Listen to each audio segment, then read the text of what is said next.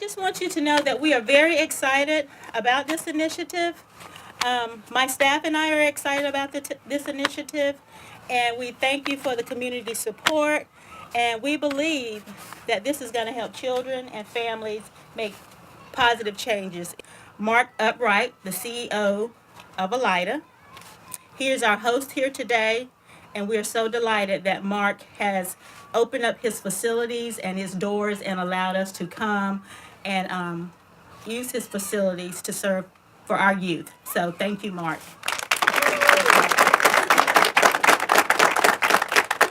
And so at this time, I'm going to let Mark speak and give us further instructions about Alida. Welcome, everybody. We're very, very happy that we are able to host this event. Actually, I found out about the graduate sanctioned reward system from Cedric. We were at a meeting, and he invited me to come and be a part of the group in the planning phase of it. And we were really excited about it because our mission here is helping children succeed, and we're really firm believers that as a community, we can make amazing things happen. Franklin Roosevelt said right in the middle of the Depression, do what you can with what you got wherever you are. And I think this is a really great example of how we can do this in the community, is that bringing companies, other agencies, facilities together so that we can create an environment that really supports the young people that are going through these programs. Alida, we've been blessed. We have over 300 acres here. I'm hoping that you'll have an opportunity to walk around the campus. We have a golf driving range, which we're part of the First Tee program through the PGA. Brand new tennis courts that were a donation from Dr. Wallbacker and his wife Tia, the founder of Asheville Bone and Joint, or Blue Ridge Bone and Joint. We have a full wellness center over here that we had restored our historic barn. That has a gym facility, climbing wall that was built by Warren Wilson students as a gift to the agency. The park building you're going to see is a great place for meetings. A lot of attributes. One of the programs that we're really excited about, and you're going to be able to taste some of their wares, is our new ESTA program. It's a program that helps young men who are aging out of the foster care system or kids that have been in long-term residential placement. A little bit different than normal transitional living. We do the academic instruction here, the culinary instruction here, and we built apartments over here where they live at. And so for 1 to 2 years, they get that support they need to start their life right. When they graduate, they'll have certifications in ServSafe, already worked in co-ops. Many of them will have jobs in our local community. We get them permanent housing at the conclusion, and most will have about $5,500 in a savings account. Albert Einstein said, there are 2 ways to live your life. One is to think that nothing is a miracle, and the other way is to think that everything's a miracle. And that's how we believe up here at Alida. When you work with young people, particularly kids that have gone through adversity, you see miracles all the time if you just give them that opportunity and that support. And one of the things that we say to our staff all the time, and I say to all the people here, and I know there's a lot of years of hard work, is that in the world, a lot of times the world might look at us as just one person, but oftentimes to one person, we can be the world. And so I really salute everybody that's kind of put this together, and we're looking for great things to come of it over this next year. About 10 years ago, I'm at a gathering of all the chief court counselors and the JCPC program providers with our, at that time, Secretary George Sweat for the Department of Juvenile Justice. And he invited us there to share his vision and to ask for questions and comments he had about the way things were running. Well, folks got up and did what they do. They said, thank you, Secretary, for doing what you've done. And they got up and said, let me tell you about my program. It's awesome. And then this gentleman approached the mic, and he said, I have some concerns. And he began on a list of concerns about the history and the direction of juvenile justice under the current administration. And it went on for a while, and it was very direct. And at some point, I looked over at my coworker, and I said, who is that guy? Well, that guy turned out to be my boss about 8 years ago, 8 years later, as Mike Reeder. The same kind of passion that he brought that day to the mic to ask some hard questions is the same kind of passion that's been driving our court services section for some time. That in the 5 years that he's been director of court services, we have instituted some best practice changes to the way court counselors do work in the field that is unprecedented in my 29 years. I very much appreciate that energy. We have had so many initiatives that the area administrators at one point recently turned to Mike and said, can we have a new initiative? It's called the, please, Mike, no more initiatives right now until we catch up. One of those has been our peer review process, which is ensuring that our kids get quality service.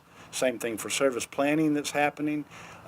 Detention assessment tool that has greatly reduced the number of kids in detention that didn't need to be there. And then this, the graduated responses and rewards. So I would say to you, and I would say to Mike, thank you for continuing to move us forward in ways that make us proud of the kind of work that we do. And I think it shows up under this tent today. So with no further ado, Mike Reeder.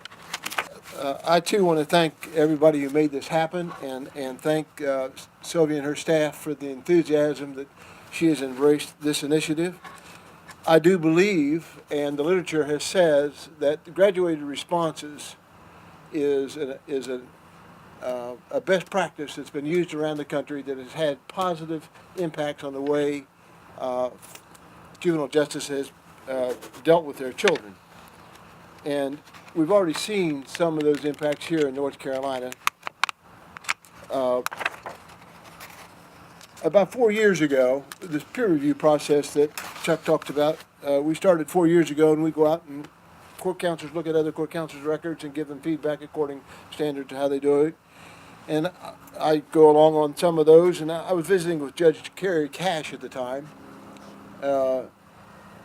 and I made note of the fact that during the previous year, not one child from Buncombe County went to a YDC. That's remarkable. I mean, it's based on their numbers, their population, you would expect about 4 or 5 kids a year. Not one, and it happened, I think, 2 years in a row. And I asked Judge Cash why he thought that had happened. And he said, well, Mike, in our community, we believe that the best place to serve a child is in the community and engage the whole community. We do everything we can to make sure that that happens. And so then I asked Judge Cash, I said, well, how do we get other judges to think the way you do and get them involved in their community?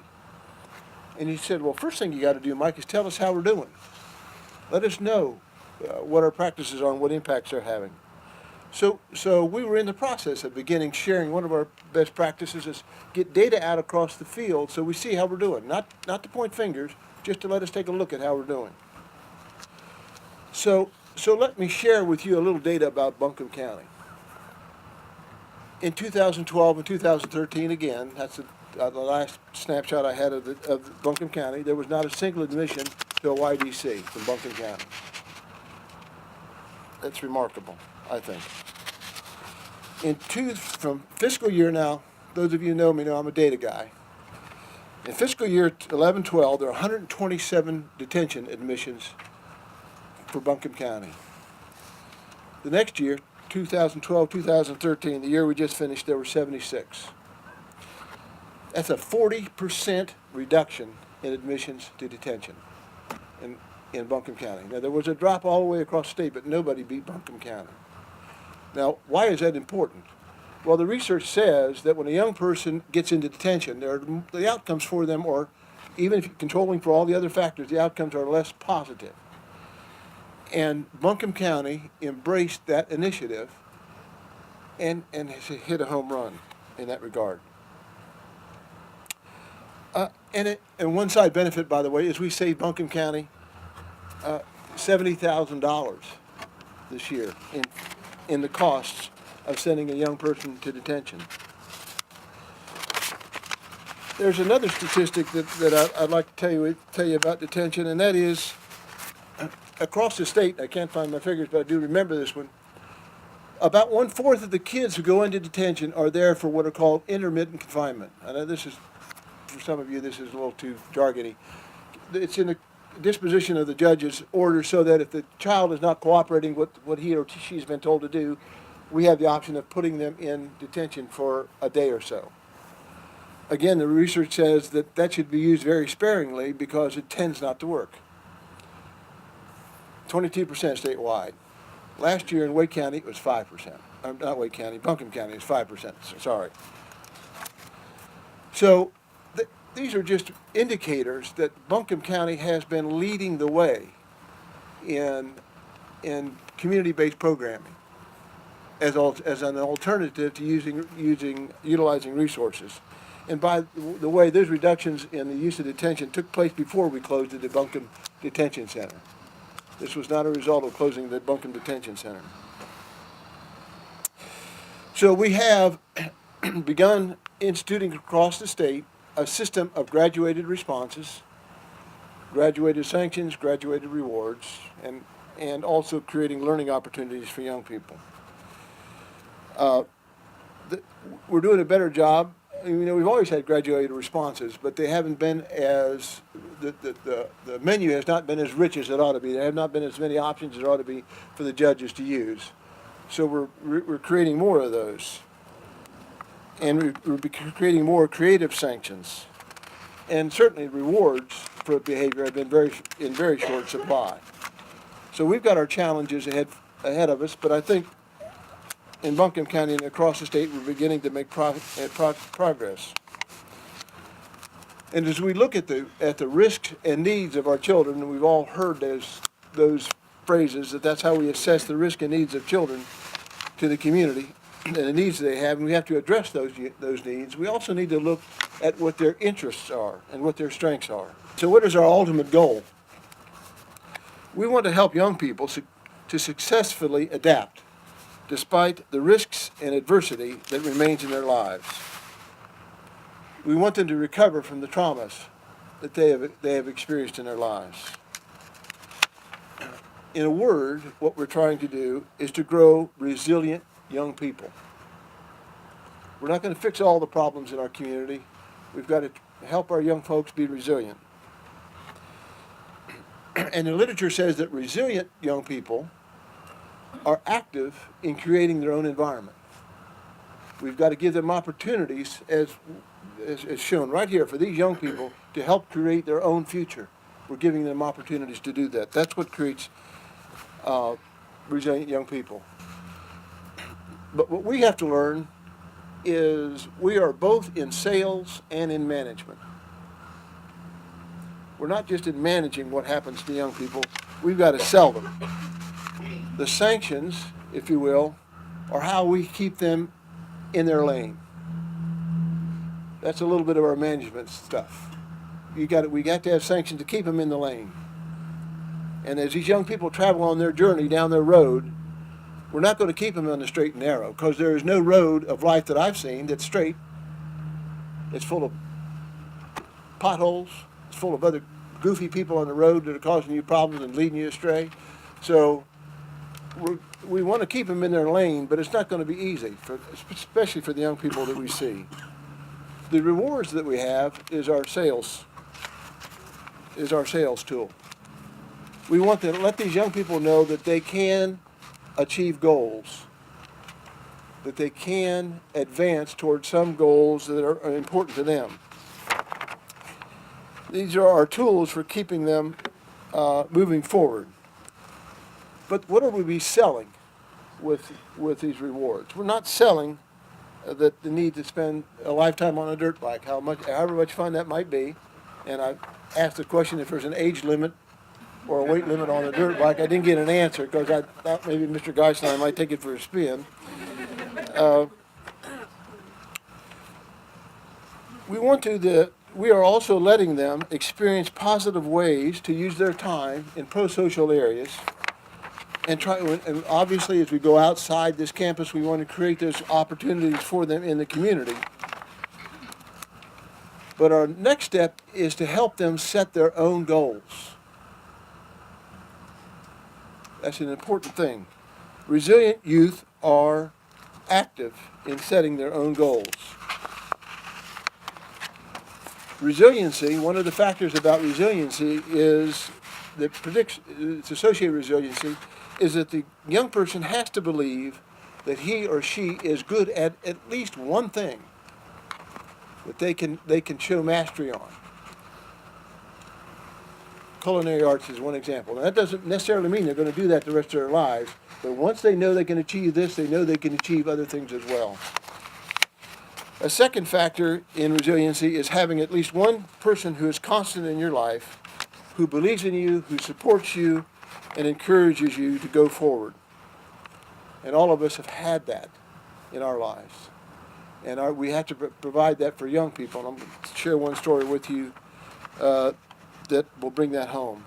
A third factor in resiliency is that the young people believe that they're part of something larger than themselves, a sense of altruism.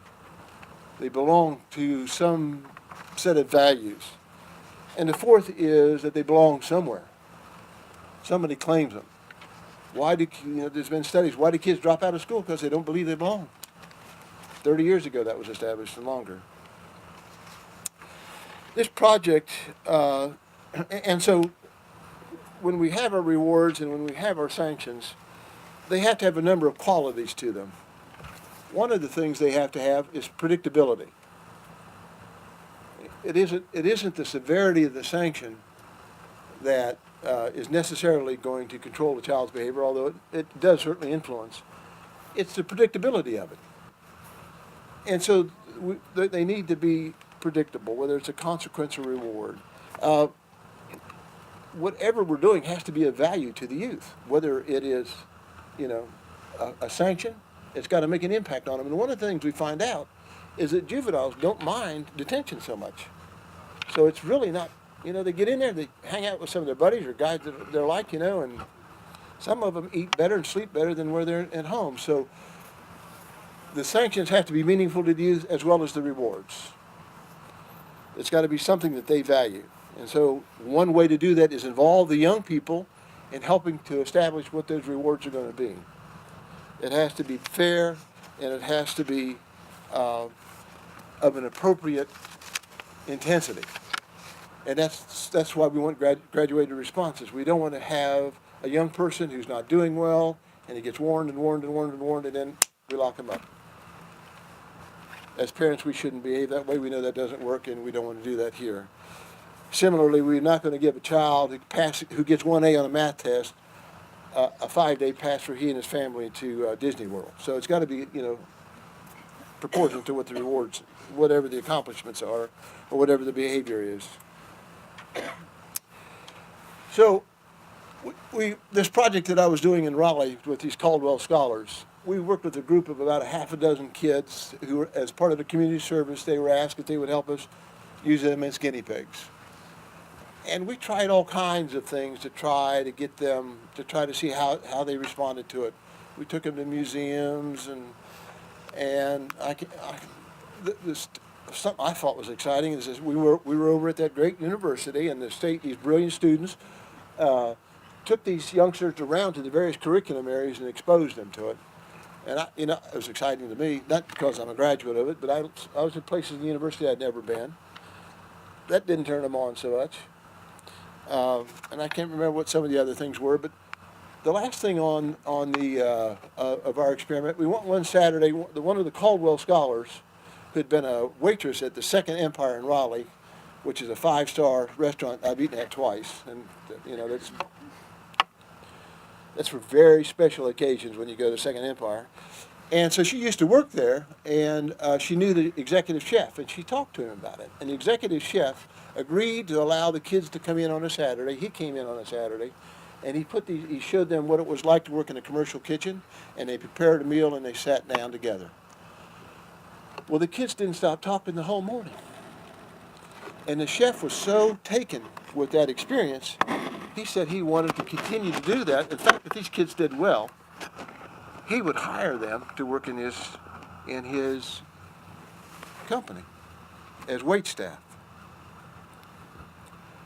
That's the kind of opportunity we want to create for our young people in the community with the rewards and the sanctions, but we also want to reach out to the community to find out ways in which members in our community, through whatever organization, through our church, through the Rotary Club, is there some skill, is there some opportunity for learning or exposure that a young person can participate in that would be beneficial to them, and they could have an opportunity to be associated with somebody who's been successful in that field but feels good about working with young people.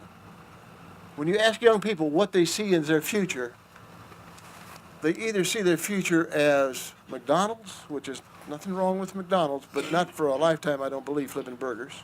Or the NBA. They don't see anything in between. And so our goal is to expose these young people to other options than just those two extremes.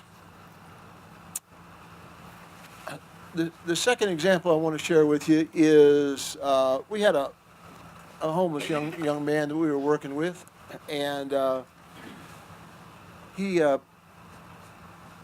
News and Observer asked us if we had any kids who had something very special they needed for Christmas.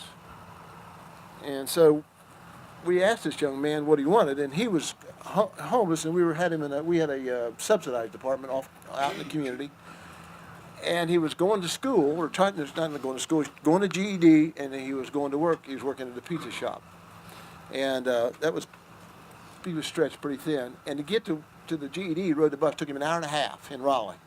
You got all these resources in Raleigh's got a bus system, but you got to have a lot of time to use the bus system in Raleigh. And that was hard for him. So he was spending over 2 hours a day on the bus going to and from school. He needed to earn some money. What did he want for Christmas? This kid was 18 years old. He wanted a bicycle. So he wasn't sure. And I said, well, if it was okay if we asked people to, let the newspaper tell your story and see if somebody wants to give a bicycle. And he wasn't sure. And on again, off again. So I thought it was not going to happen. And so one day I came to work, and I had not picked up the paper in the morning. There was a picture in the paper of him sitting at his table in the pizza shop saying his blessings over his pizza he was going to eat, a little bit staged, okay? We have 5 incoming lines. The phones are rang all day long. People want to do something for this kid. We had to tell people after we had 40 bikes, we just couldn't take any more. And so we literally raised about $20,000 over that one story. But the significance of that story is there was a specific ask for the child. This is what this kid needed. And so as we go out to the community, we need to make specific asks from them, not just generally support us in general, but very specifically, what can they do for our children? What do they have? So that when a court counselor identifies a need or an interest in a child, or a judge does, we've got that reward or we've got that asset available to deliver to them promptly. And then the last story I'll tell you is of a young girl that we had referred to us from the school system. See, because we all know we don't do this. The courts don't do it by themselves. No agency does it by themselves. It's a collaborative effort, and Buncombe County is the gold-plated example of that. We got a call to our agency that was started from an awareness of a school teacher that this young girl, who was a senior in high school, grades were dropping. And she'd been a good student, not too much engaged in the school. And she got the school counselor to talk to her and found out that this young lady was homeless. She was sleeping on different people's couches. Couch surfing is the term that's used. Her father had abandoned the family years ago, and her mother and she had been living in a public housing. And the mother was a drug addict, and she abandoned her. And so the aunt moved in, and the aunt turned out to be a drug dealer, and so they got evicted, and they're on the streets, and she had no place to live. And her grades are dropping.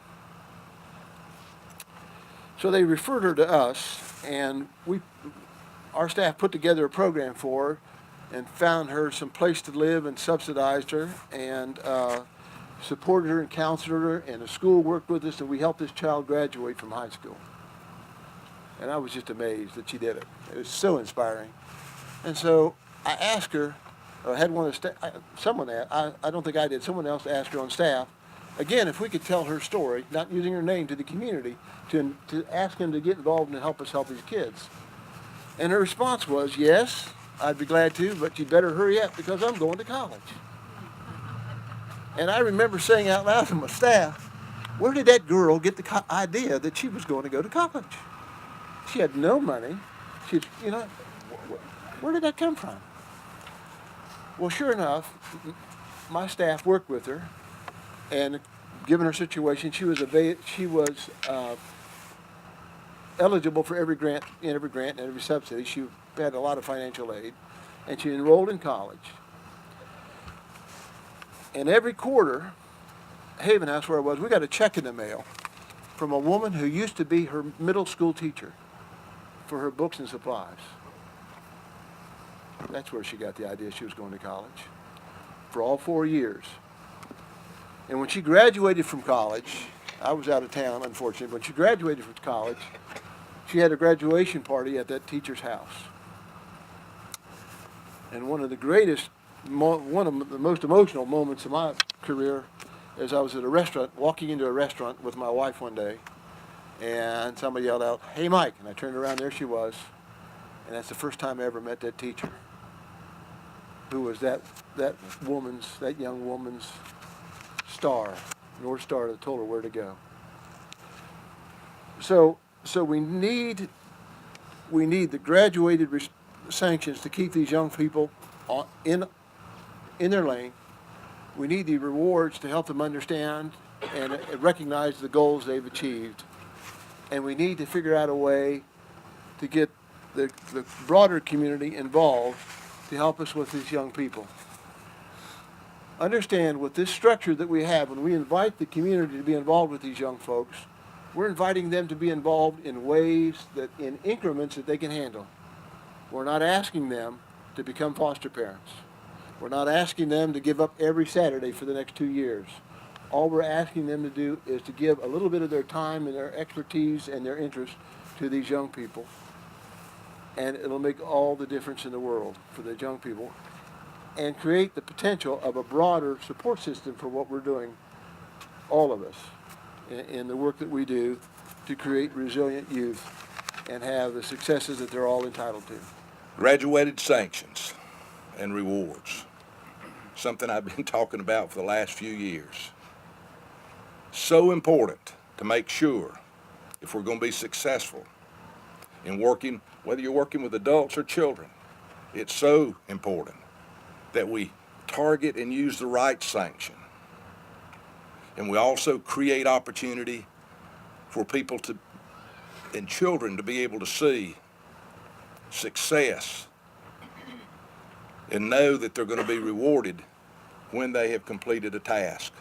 I commend our juvenile justice staff and folks that work across this state for the work you do. We've talked a lot in the last year about justice reinvestment in the adult world. But you know, you guys were doing this many years ago, and you did it well. And the evidence is in the folks that are being served out in the community today versus the folks that used to be in the YDCs. Great work has been done, but there's great opportunity for us to continue to do even more work. Let me leave you with this. Today is our opportunity. Today is our opportunity to make a difference. And I challenge you to look around at your coworkers. They're part of your family. Look around at those that support us. They're part of our family. Look around at those within our judicial system, our court family. They're part of our family. We've got to work closely together to build the bridge if we're going to be successful and as we move forward.